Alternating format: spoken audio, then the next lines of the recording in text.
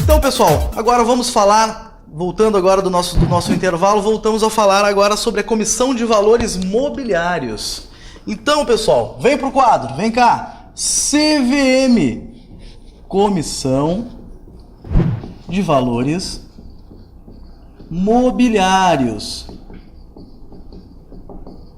Comissão de Valores Mobiliários, olha só. Qual é o principal objetivo da CVM? Objetivo. Olha só. Então, disciplinar,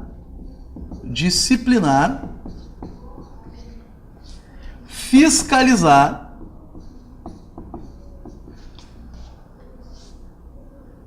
o mercado de valores mobiliários. Mercado de valores mobiliários. Mas, professor Rudinei, o que é valor mobiliário? Professor, tem a ver com móveis, será? Valor mobiliário de mobília? Não, não tem nada a ver com o valor mobiliário. Tem a ver com o mercado de ações, pessoal.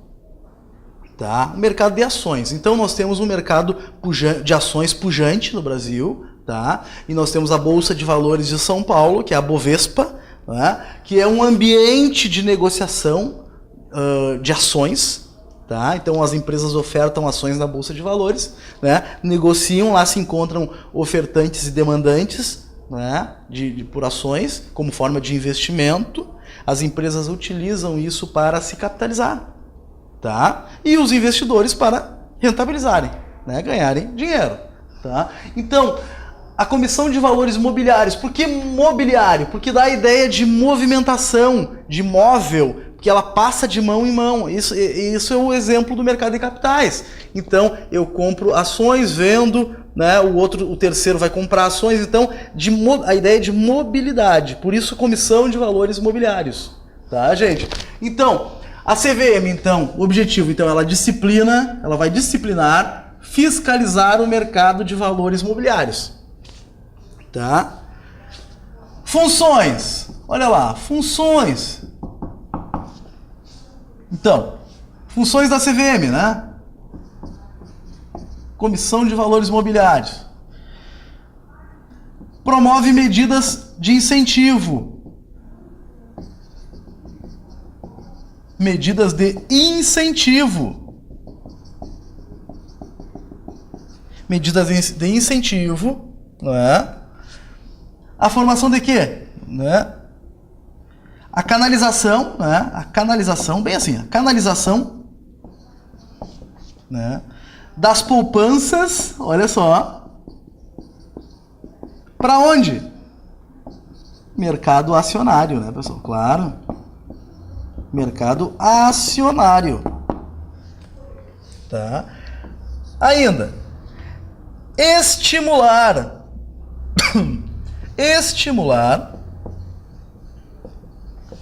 o funcionamento da Bolsa de Valores. O funcionamento da Bolsa de Valores. Da Bolsa de Valores.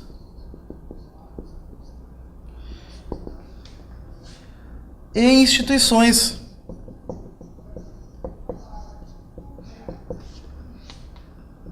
Né, que operam no mercado, né?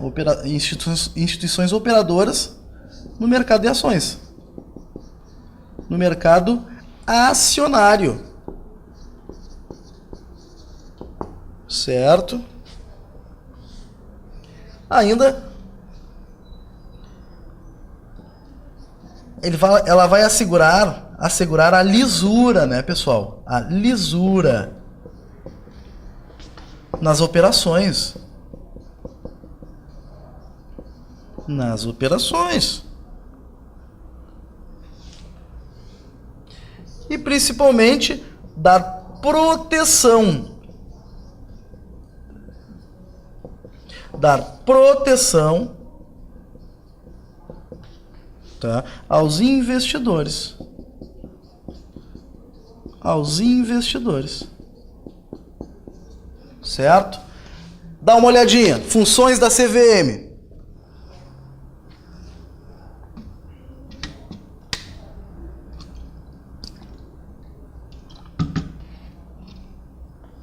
Então, voltando para o quadro aqui. Então, funções da CVM. Então, ela promove medidas de incentivo ao mercado de capitais.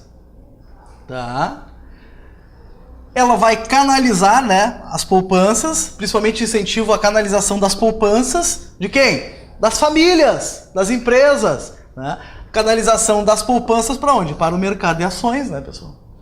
Tá? Então, é a ideia sempre de promover, de incentivar, de estimular o quê? O funcionamento da Bolsa de Valores. Né? A Bolsa de Valores de São Paulo é a maior Bolsa de Valores da América do Sul. É a segunda maior Bolsa de Valores do mundo. Aliás, das Américas, perdão. É a segunda maior Bolsa de Valores das Américas. Só perde para a Bolsa de Valores de Nova York. Tá? Em volume de negócios. Tá? Então, vai se assegurar a lisura, tá? Nas operações de quê? De compra e venda, né? De ações, né, pessoal? Tá? E além disso, vai dar proteção, né? Aqui eu escrevi 2 vezes, proteção, né? Aos investidores. Né? Certo? Vamos passar para a segunda etapa aqui. Eu vou apagar essa parte aqui, que é importante agora.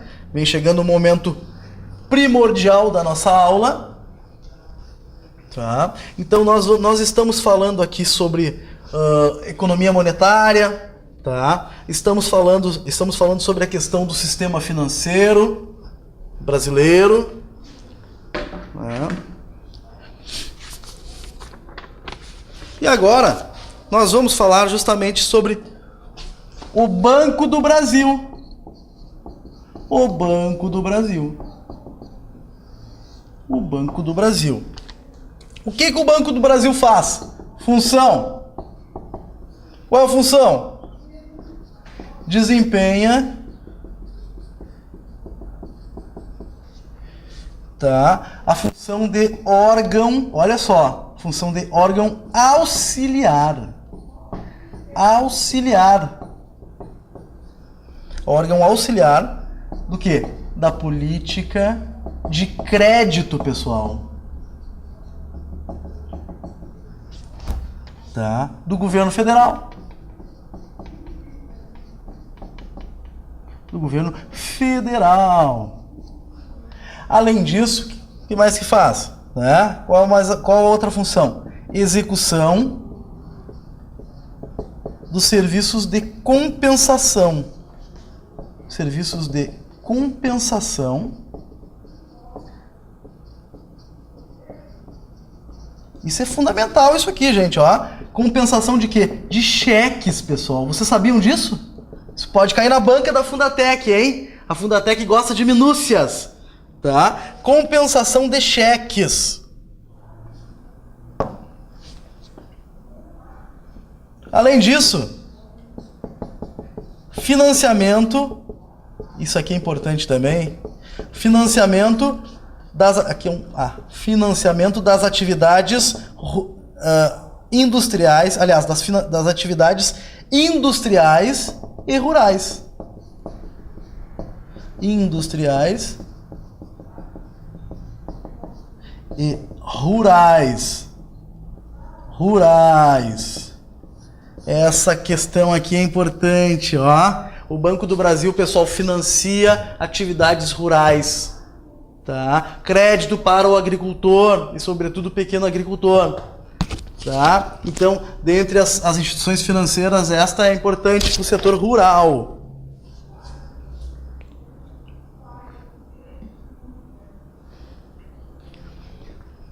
E por suposição, por trabalhar com o crédito rural, tá? Então ela capta, olha só, o Banco do Brasil capta captação, né? Ela vai fazer a captação de recursos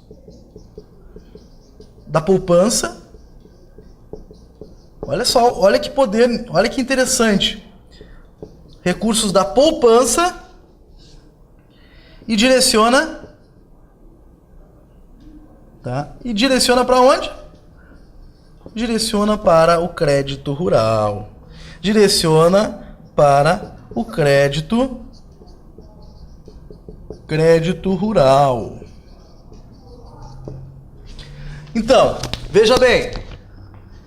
Olha a minúcia, tá? Banco do Brasil, então, desempenha a função de órgão auxiliar da política de crédito do governo federal.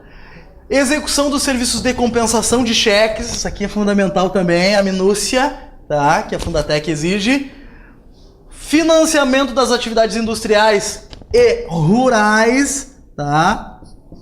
Rurais. Capta recursos da poupança e direciona para o crédito rural. Então, aqui diretamente interligado, tá? Então, a possibilidade de financiar a atividade rural está justamente porque ela capta esses recursos da poupança, tá? E direciona para financiamento rural, certo? Foca um pouquinho ali, dá uma observada, reflete sobre o assunto. Reflete sobre o tema. Pensa nas minúcias que eu falei a você ali. Podem cair na prova sim.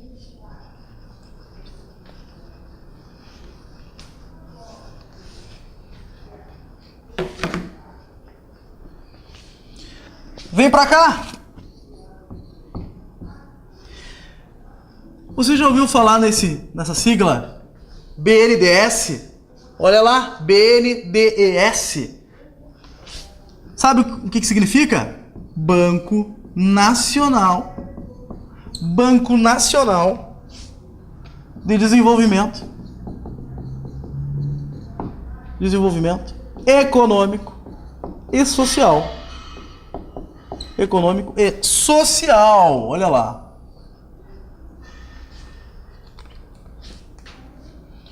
O que ele faz? Tá? É o principal. Olha que interessante isso aqui. Tá? O BNDES hoje é o principal instrumento de financiamento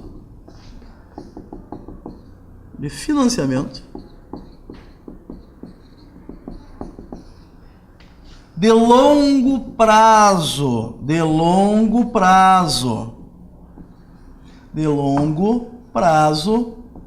tá?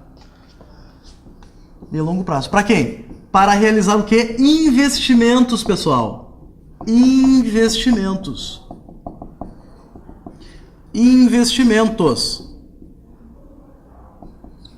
Tá? E o que mais? Vários segmentos, tá, pessoal? Vários segmentos da economia. Segmentos variados da economia. Aí não é apenas um setor específico, tá? São vários setores. Como é que ela faz? Como é que o BNDES faz? Ele financia projetos de investimento.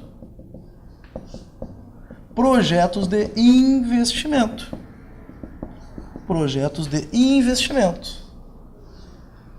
Financia projetos de investimento. Por exemplo, aquisição, né, de equipamentos,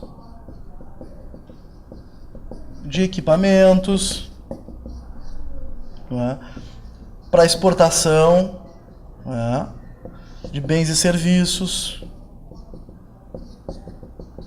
Olha a importância do BNDES, tá? Ele trabalha obviamente com o objetivo de fortalecer o quê? Fortalecer a estrutura de capital, né, pessoal? A estrutura de capital das empresas privadas.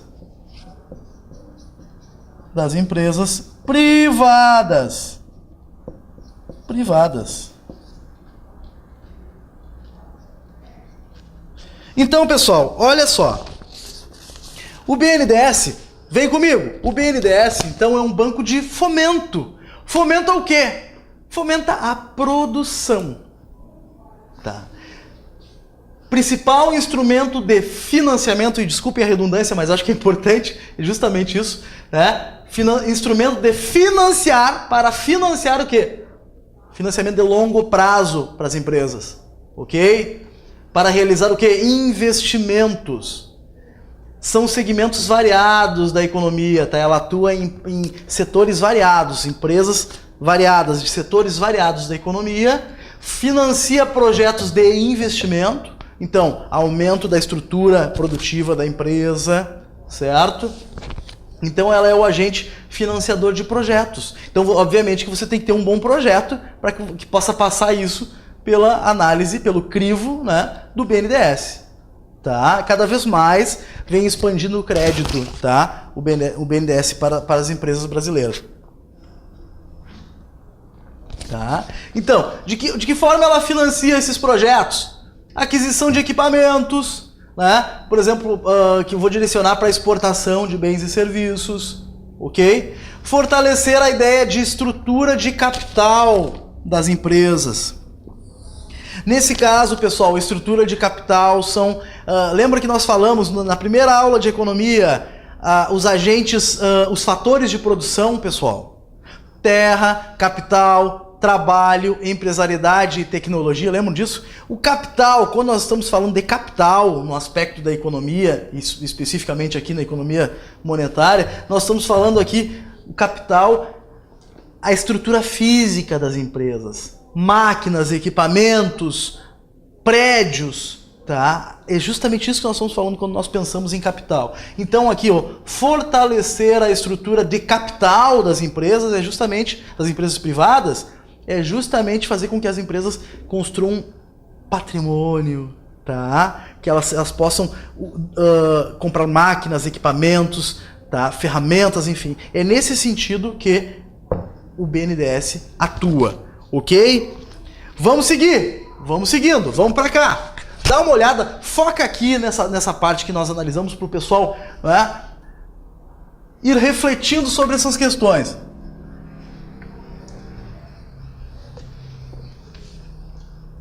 O BNDES é um importante parceiro, viu, pessoal? Principalmente com essa crise internacional que começou em 2008. Lá nos Estados Unidos, lá no Tio Sam, certo? E que atingiu o mundo, pessoal. Em 2008 tivemos uma crise internacional.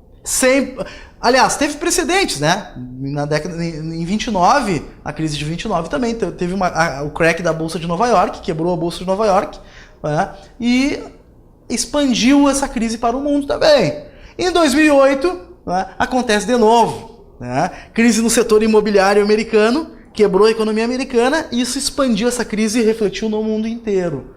Tá? Como é que o país saiu? Como é que o país saiu, ou pelo menos reduziu o impacto da crise internacional? Né? Investiu no mercado interno.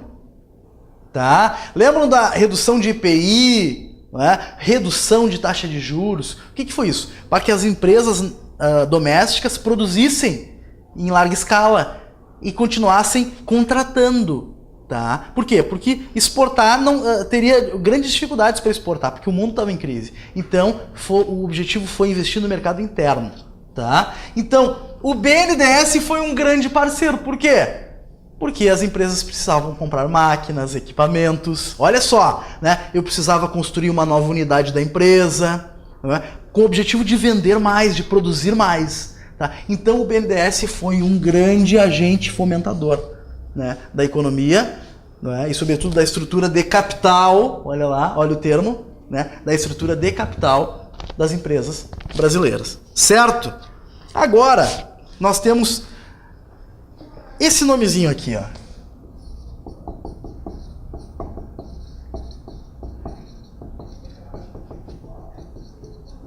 A Caixa Econômica Federal, né, pessoal?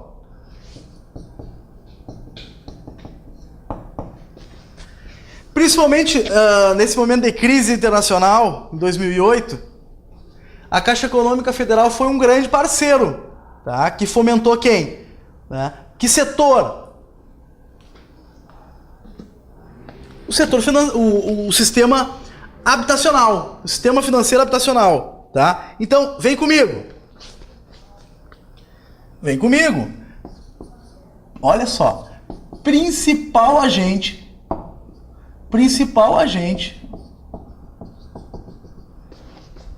do sistema financeiro habitacional, tá? Sistema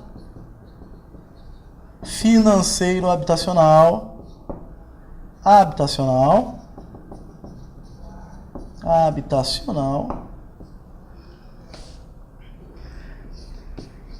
atua, né, no financiamento do quê?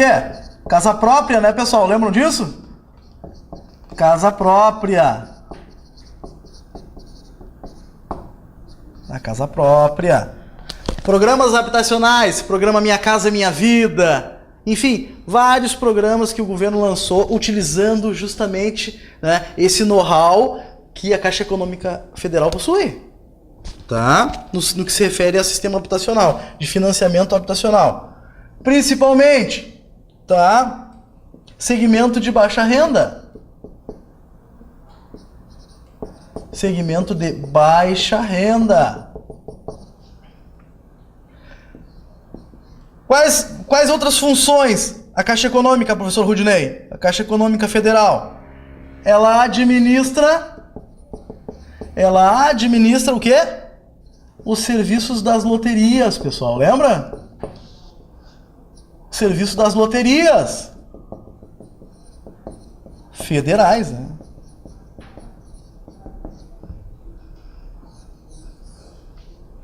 E o que mais, professor? É o principal arrecadador ou gestor, né, do FGTS, pessoal. Fundo de Garantia por Tempo de Serviço. Além disso, tem o monopólio das operações. Olha só a minúcia, pessoal, prestem atenção.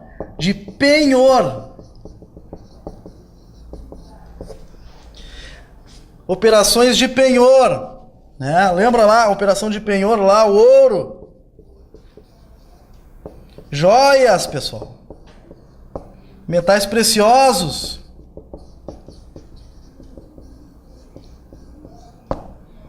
Tá? Então,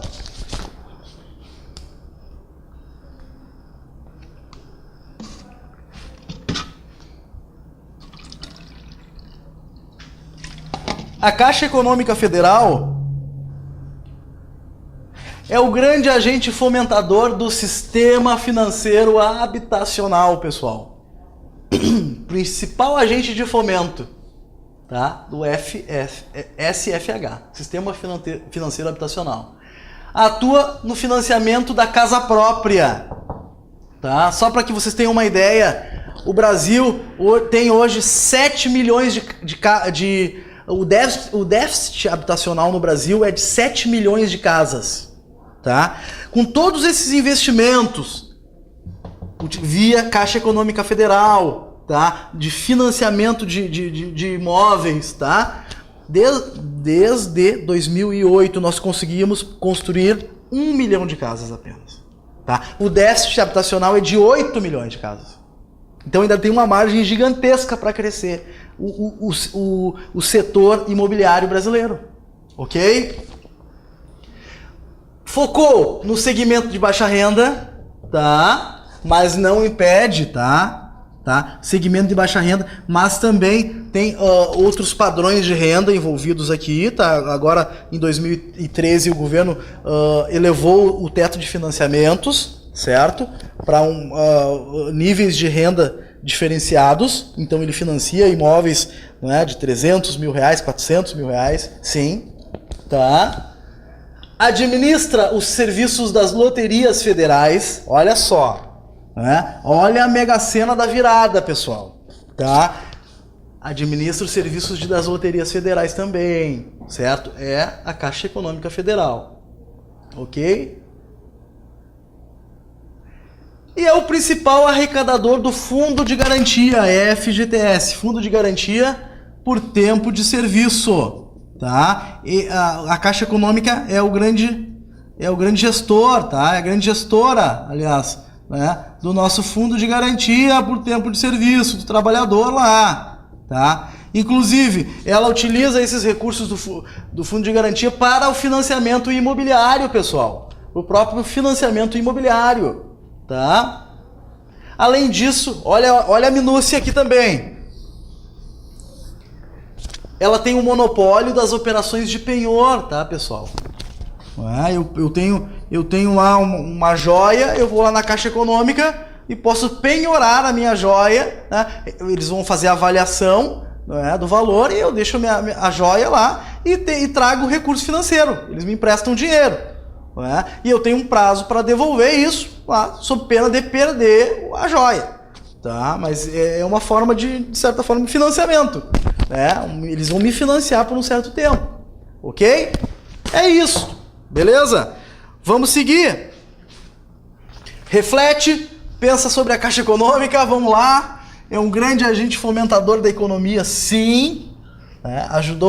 Tem ajudado desde 2008, principalmente desde 2008, com a crise internacional, tá? Ao Brasil, melhorar a sua infraestrutura, certo? Habitacional. Então tem ajudado bastante. Tem um papel fundamental na economia brasileira. Agora, então nós vimos os sistemas normativos, né, ligados ao sistema financeiro nacional. Agora a gente começa a trabalhar com os sistemas de intermediação. Intermediação. Sistemas de intermediação. Então, primeiro delas, sistemas de instituições financeiras e instituições financeiras bancárias. Instituições financeiras bancárias. Por exemplo, bancos comerciais,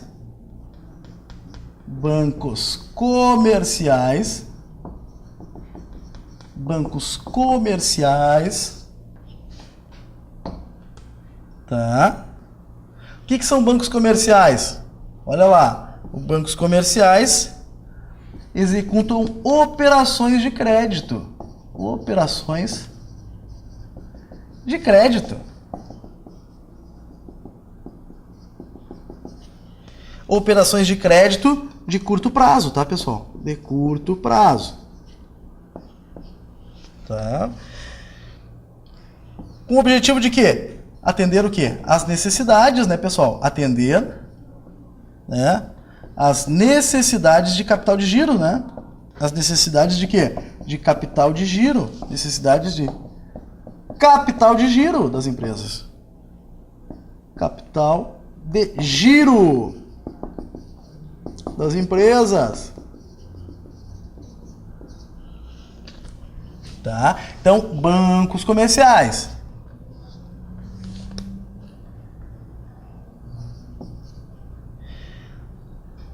Então, nós temos os bancos comerciais e ainda nós temos o quê? Os bancos múltiplos. Tá? Os bancos múltiplos. O que são os bancos múltiplos? É aqueles que são múltiplos na sua função. Vamos ver. Tá? Então, ele tem um perfil de banco comercial. Ele tem o perfil de banco comercial. Ele tem o perfil de banco de investimento. Tá? A parte de investimentos. Tá? Banco de investimentos. Tá? Sociedade de crédito. Sociedade de crédito. Sociedade de crédito. Né?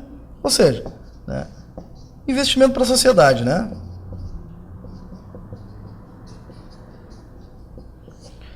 Tá?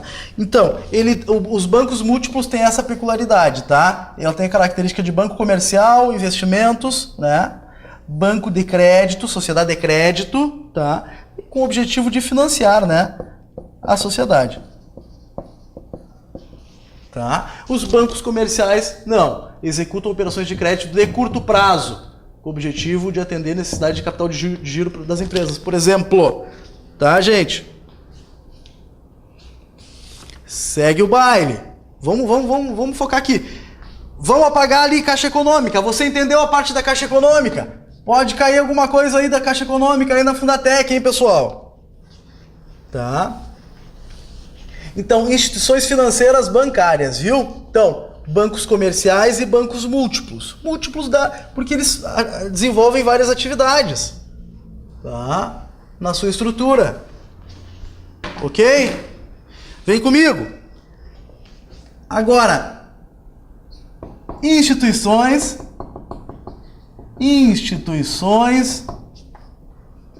não bancárias. Instituições não bancárias. Olha lá, instituições não bancárias. Tá?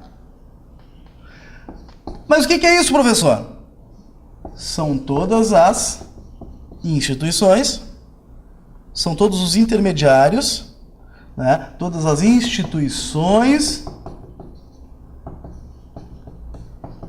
né, bancárias, com exceção dos bancos, né, pessoal? Com exceção dos bancos. Mas o que eles trabalham, afinal, pessoal? Né? Dá um exemplo, vamos lá. Exemplo de produtos, que tipo de produtos eles trabalham? Tá? Letras de câmbio,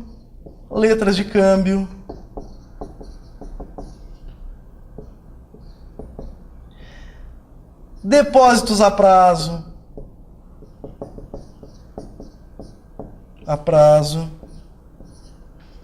tá? E nós incluímos aqui ainda instituições não bancárias, as corretoras de ações, pessoal. Então, quando nós falamos em instituições não bancárias, nós estamos falando em instituições que são, com exceção dos bancos comerciais, né? Eles trabalham com a parte de investimentos, pessoal. Tá? Então nós chamamos de instituições não bancárias. Beleza? Vamos apagando aqui.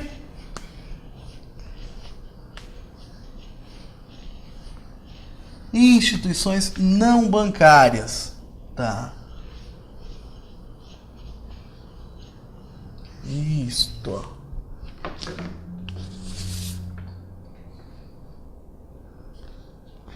Olha lá, intermediários não bancários ainda, tá? Então, dá um exemplo de empresa, né? Bancos de investimento, né, pessoal? Bancos de investimento. Se eu falei que eles têm um perfil, né? Esses bancos, essas instituições não bancárias, elas justamente não têm o perfil comercial e têm o perfil de investimento, então nós temos lá os bancos de investimento, tá? O que são esses bancos de investimento? Canalizam recursos, né? Canalizam recursos de médio e longo prazo. De médio e longo prazo.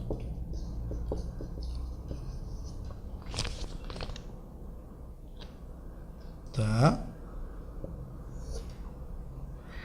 Dá um exemplo de produtos que os bancos de investimento trabalham, professor Rudinei. Dou sim, vamos lá.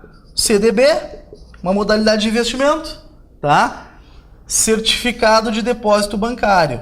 O nome aqui a definição, né, de CDB. Certificado de depósito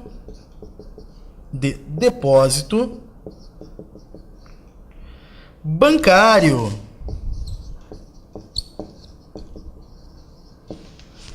Tá? Esses bancos de investimento, inclusive, captam recursos externos. Captam recursos no exterior. Captam recursos externos.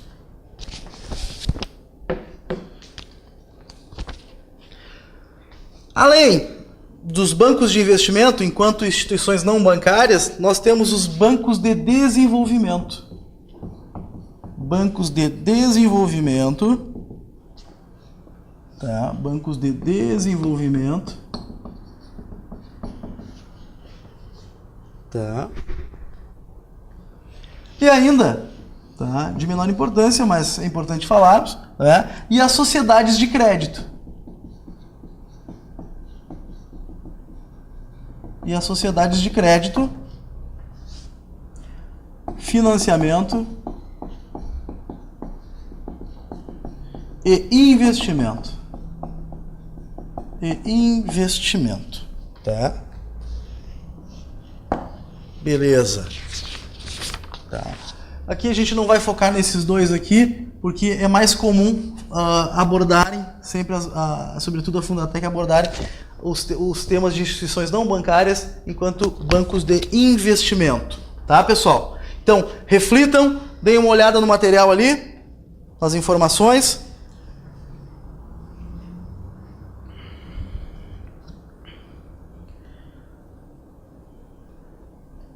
Isto, deem uma olhada.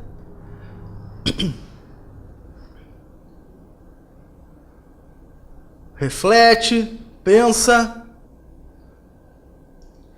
E agora, pessoal, eu entro em cena aqui para falar sobre as instituições auxiliares, tá? As instituições auxiliares. Ainda falando sobre sistemas de intermediação, tá?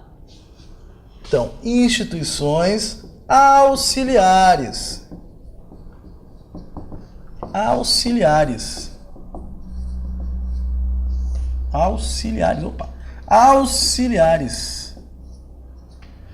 O que são as instituições auxiliares?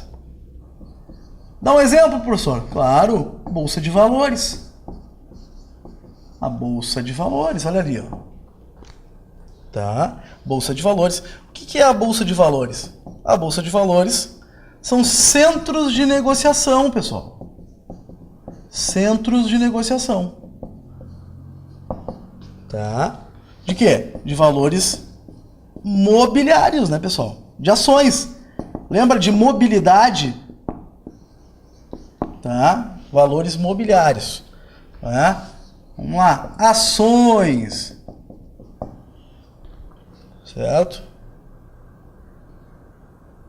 Quem é que regulamenta? Lembra disso, pessoal? Quem é que regulamenta a Bolsa de Valores de São Paulo? Tá?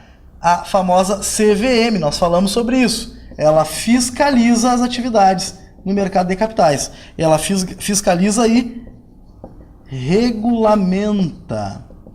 Ela também regulamenta o quê? O mercado de capitais. Só para relembrar aqui que é importante, tá? Então, as instituições auxiliares, pessoal, certo? As instituições auxiliares, uma delas, então, a primeira delas, então, Bolsa de Valores.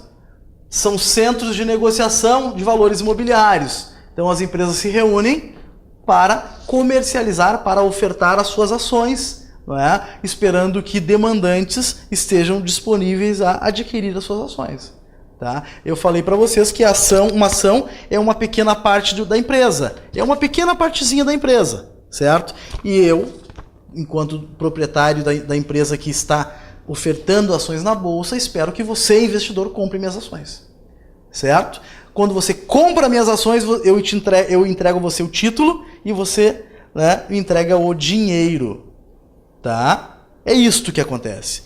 E eu, na expectativa de arrecadar esse recurso para fazer investimentos na minha empresa, aumentar a minha unidade, comprar máquinas, equipamentos, enfim, me capitalizar.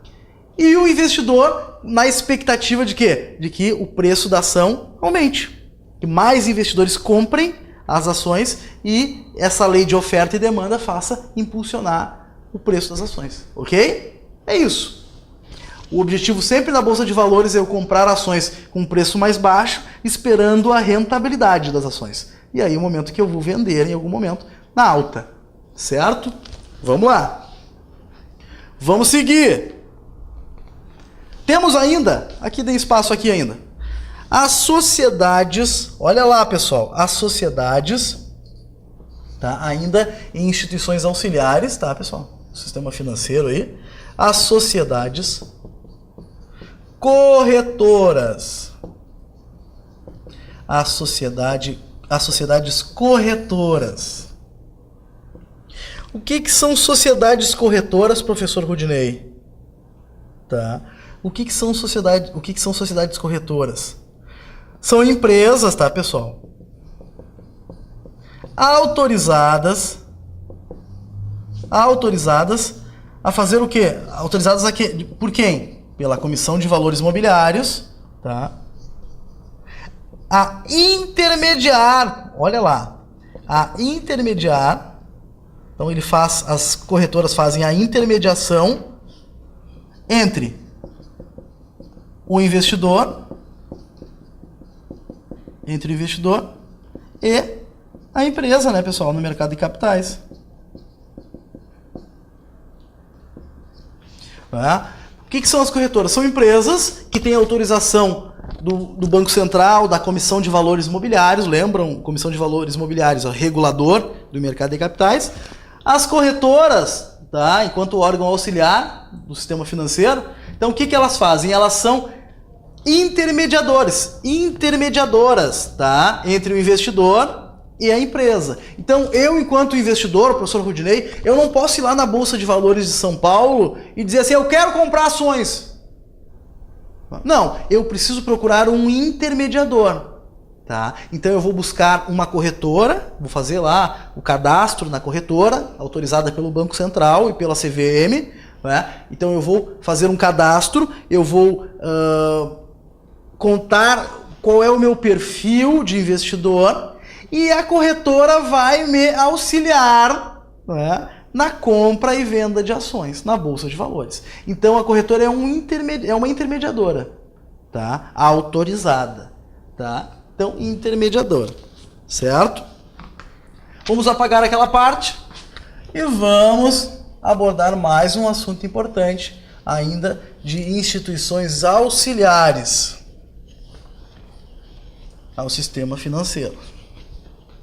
Percebam, pessoal, que no que se refere a moeda e crédito, pessoal, né, que é o nosso tema de hoje, né, é extremamente abrangente e complexo, tá? E importante, inclusive, certo? Todas as economias que deram o salto de qualidade, eles sempre tiveram, tá, instituições, né, um sistema financeiro forte, certo? Inclusive das instituições auxiliares aqui, tá?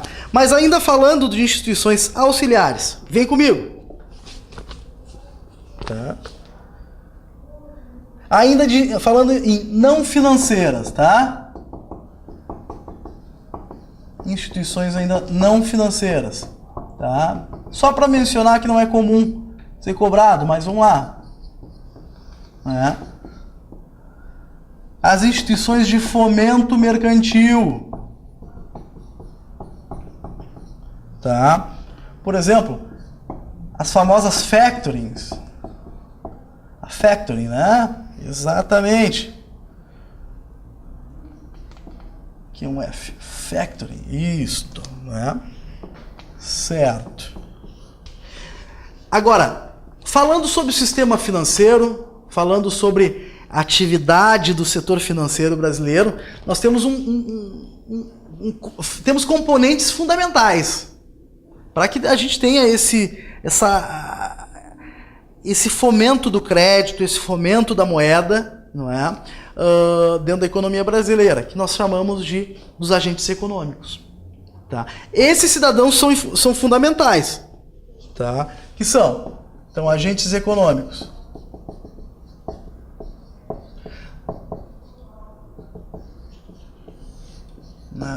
As famílias, as empresas, o governo, né? E ainda aqui para o nosso estudo, né, o setor externo aí, ó. O setor externo, tá? Esses agentes econômicos, tá, pessoal? Levando em consideração especificamente, né, famílias, empresas e governo, aqui nesse caso, tá? Eles podem se apresentar superavitários, deficitários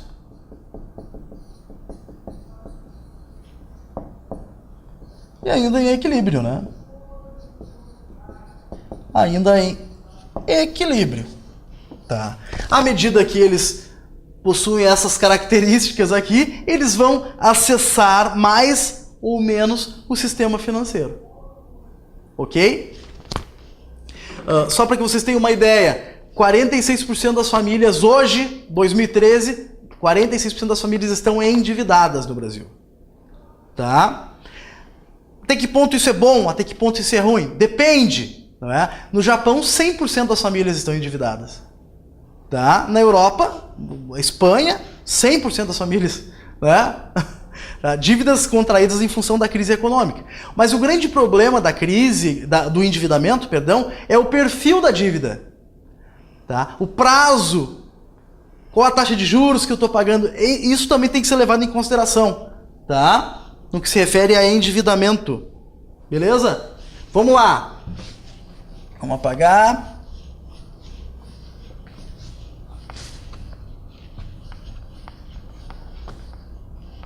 Moeda e crédito. Um assunto importantíssimo aí para o nosso concurso, para os nossos estudos.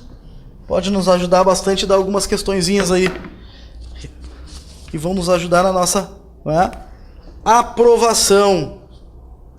Tá? Olha só. Então, nós falamos dos agentes que são importantes, né, pessoal?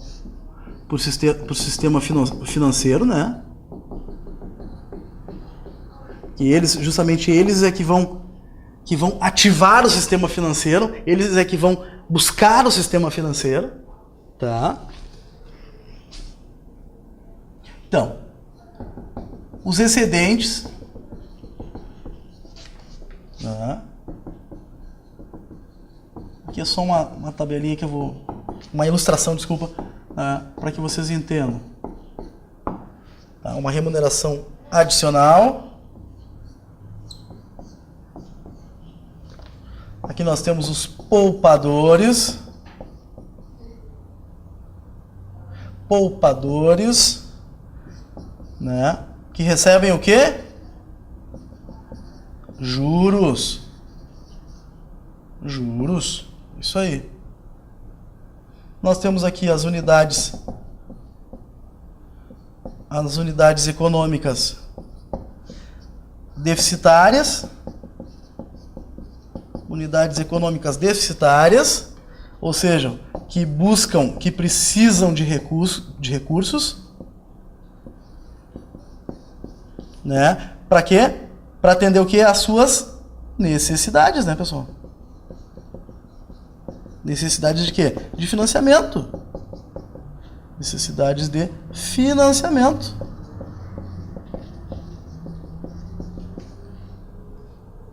Então, recursos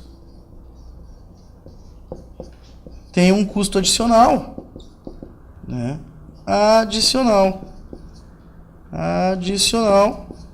Né?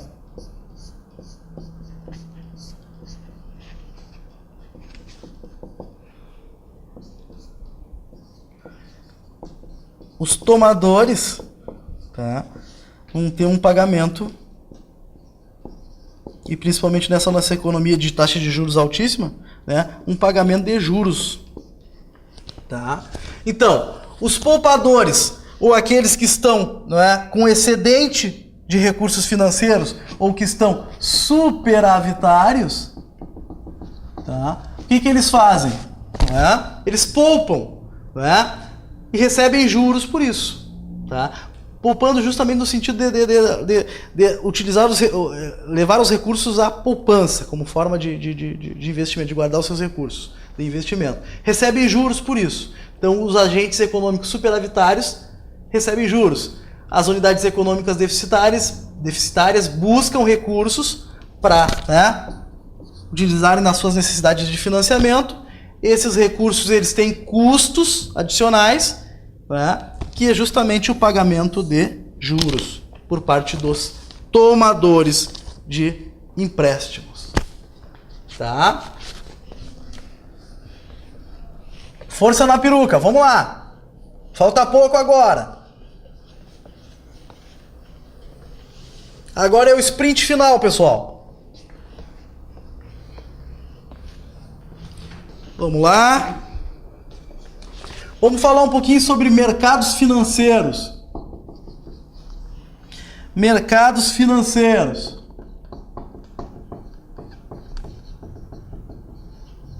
Mercados financeiros.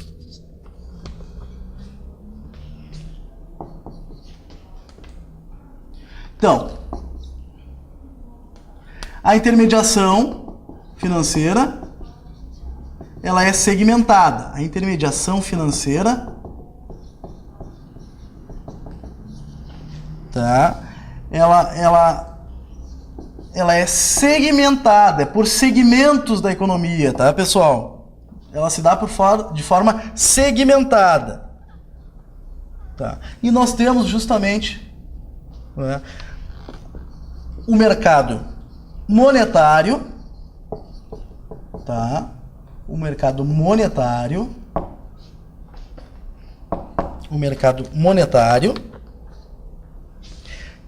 que tem uma característica importante, tá? Ele supre as necessidades do governo, tá?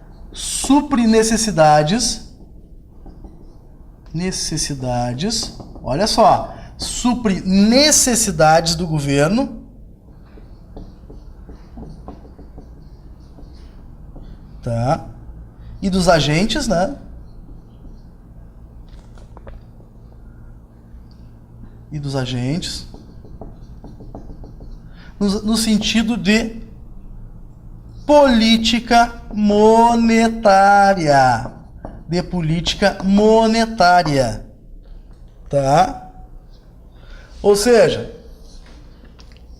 dentro do mercado monetário, então, nós temos o quê?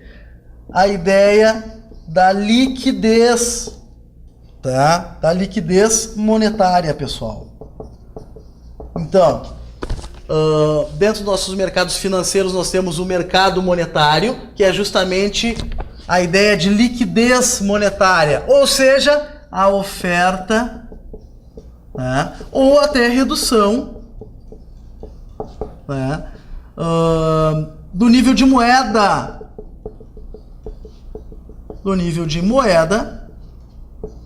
no mercado, tá?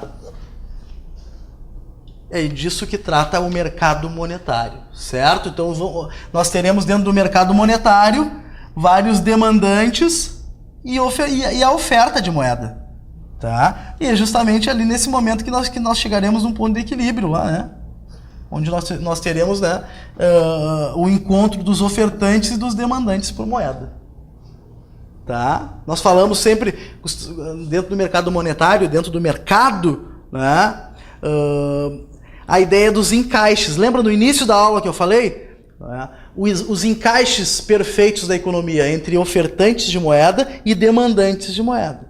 Se eu tiver muita oferta, lembra que eu falei na questão da produção demasiada de moeda? Se eu tiver muita moeda, muita oferta de moeda no mercado, eu posso trazer inflação, tá? Justamente pelo aumento da oferta, o aumento da demanda por produtos, serviços variados que vocês imaginarem aí no mercado. Tá? Mas se eu tiver oferta de moeda de menos, eu posso causar, por exemplo, uma deflação, redução dos preços, né, seguida de desemprego. Tá? Então, o que eu quero dizer a vocês é que em economia, e no que se refere a moeda e crédito, existem os encaixes, pessoal, perfeitos. Tá? Então eu não posso acordar de manhã, o presidente do Banco Central, e decidir produzir 1 milhão de moedas, 1 milhão de notas de R$100. Não. Tem os encaixes, certo? Por que eu estou repetindo isso? Porque isso pode ser cobrado para você. Isso pode ser perguntado a você. Tá? Como eu disse, a Fundatec adora minúcias, né? E pode realmente falar, perguntar sobre isso. Tá? Vamos seguindo? Vamos lá. Vamos apagando aqui. Estamos no sprint final.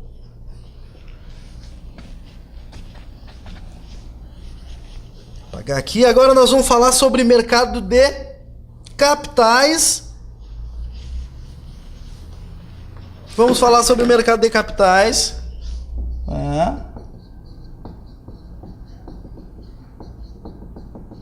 Mercado de capitais. Vamos falar sobre o mercado de, que nós falamos agora há pouco, de crédito, que é justamente os ofertantes e demandantes de crédito. E nós vamos falar sobre o mercado cambial. Olha só, o mercado cambial. Vamos começar por esse aqui, tá? Mercado cambial. Então, pessoal, falaremos agora sobre o mercado cambial, tá? E eu te pergunto, o que é taxa de câmbio, pessoal? O que é taxa de câmbio, pessoal? Taxa de câmbio, tá? É o preço da moeda estrangeira.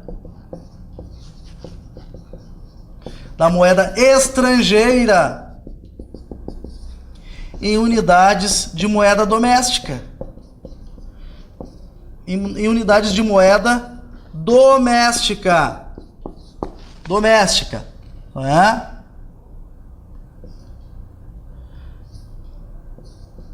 $1, né? É 2,35.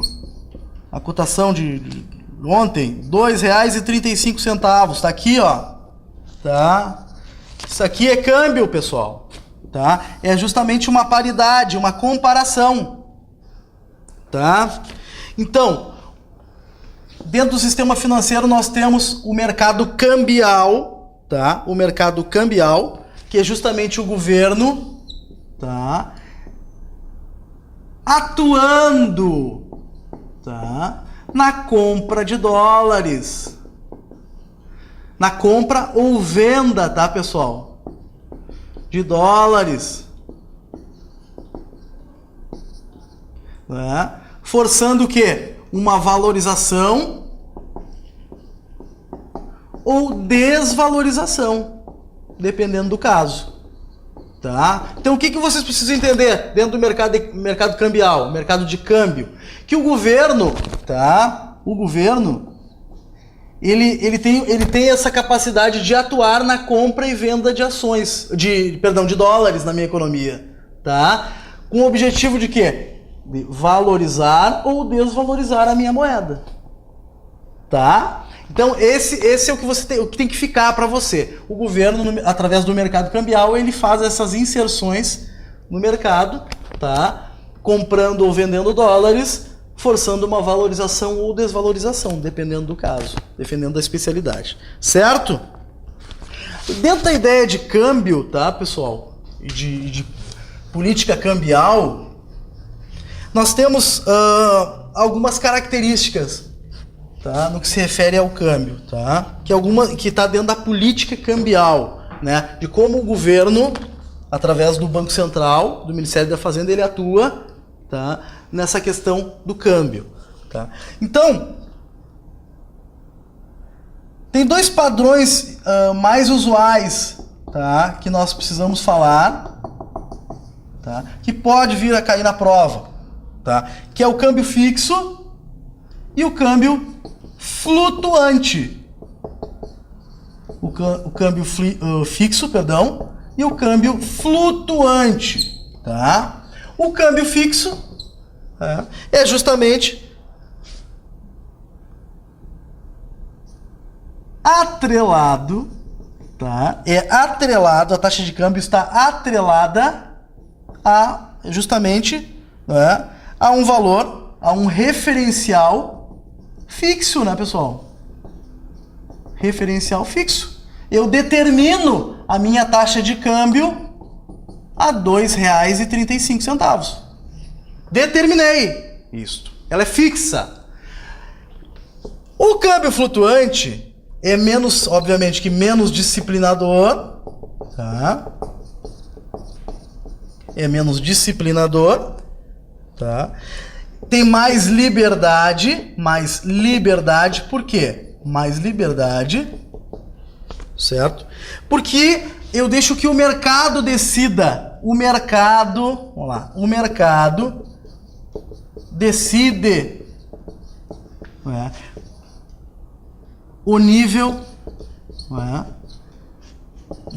ou o valor, né, da moeda. Tá? E nós temos ainda, que é o caso brasileiro, não é? A taxa, o câmbio flutuante, onde eu determino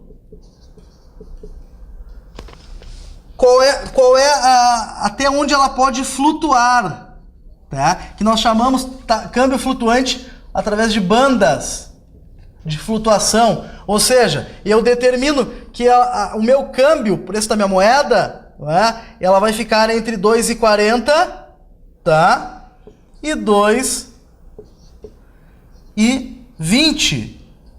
Olha só, 2,40 e 2,20. Então ela fica circulando, flutuando através dessas duas bandas de valores. Tá? Isso é fundamental entender. Ok? Vamos apagar o quadro e vamos para a política monetária agora. Quero falar algumas minúciazinhas sobre expansão e restrição, tá? Monetária, para que nós possamos finalizar o nosso estudo de moeda, crédito, política monetária, economia monetária.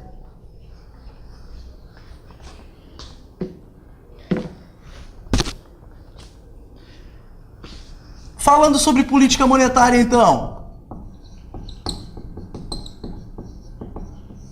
Política monetária, tá? Ela pode ser expansionista, ela pode ser restritiva. Essas duas características, tá? Então, a expansionista, qual é a sua principal característica? É de expansão, né? Então, ela eleva a liquidez da economia. Tá? Através do quê? Injeção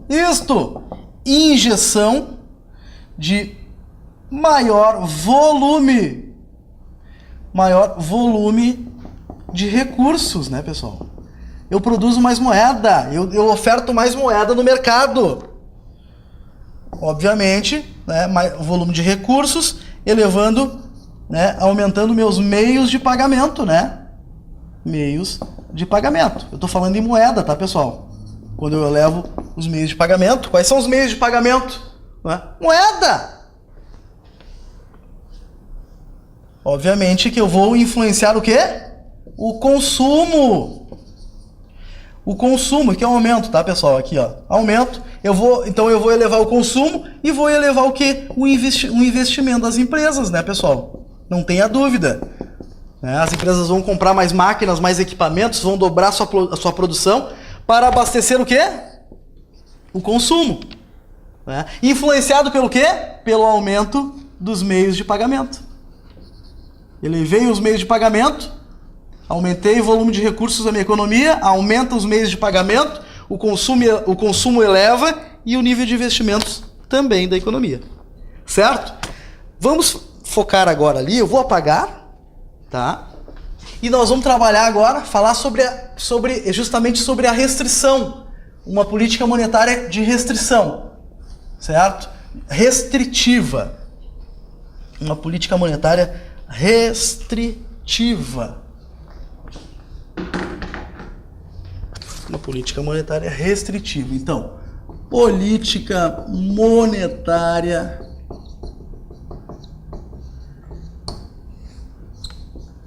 restritiva. Olha só.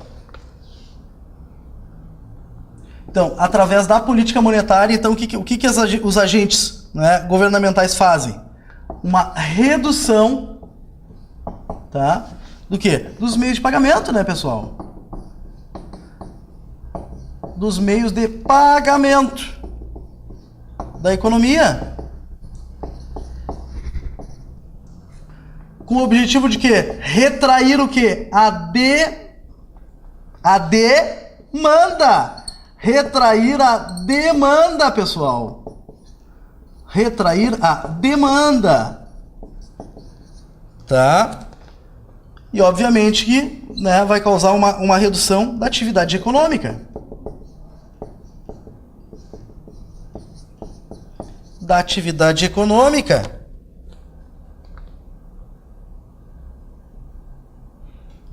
Por quê? Porque justamente reduz o nível de investimentos. Tá? Reduz o nível de investimentos. Tá? Reduz o consumo. Tá?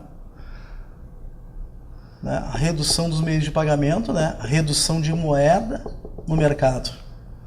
Beleza? Então, olha só. De que forma eu posso atuar, não é, numa política monetária restritiva? Tá? Lembra que eu falei das taxas de redesconto, tá? do compulsório?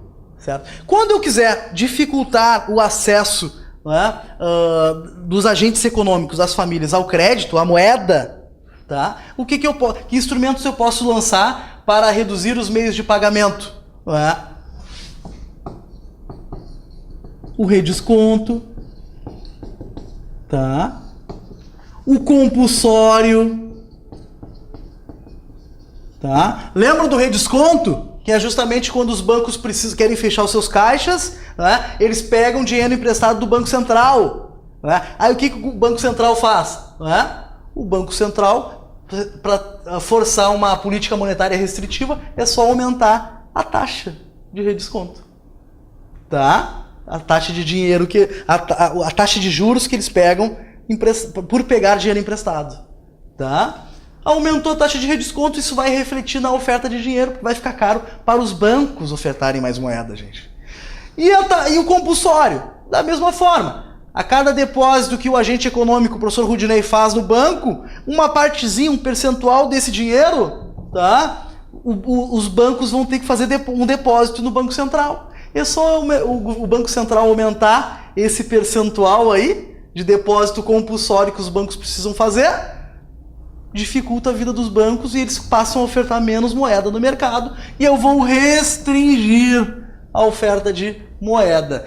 Então há uma redução dos meios de pagamento, né? Meios de pagamento da economia, redução de moeda, né? De oferta de moeda, vai haver uma retração da demanda, diminui a atividade econômica, a produção, diminui os investimentos das empresas, tá? Das empresas, diminui a atividade econômica das empresas e, obviamente, que o consumo tende a reduzir justamente pela, né, redução dos meios de pagamento, olha aí, da oferta de moeda. Estou botando os termos aqui, ó, redução dos meios de pagamento, certo? De pagamento, ok? Então, o que eu quero dizer a vocês, meus amigos, é que no aspecto da economia relativa à oferta de crédito, à moeda, está tudo interligado, a economia está ligada, pessoal. A cada ação nós temos uma reação, tá? E o governo, como elaborador de política monetária, não é? Política fiscal e política cambial, ele tem uma responsabilidade muito grande. A cada atitude pode ter um reflexo negativo ou positivo. Ok? Reflitam sobre esses temas, tá? Estará disponível um material para que vocês possam estudar e aprofundar mais os temas. Uma boa sorte aos amigos e bons estudos.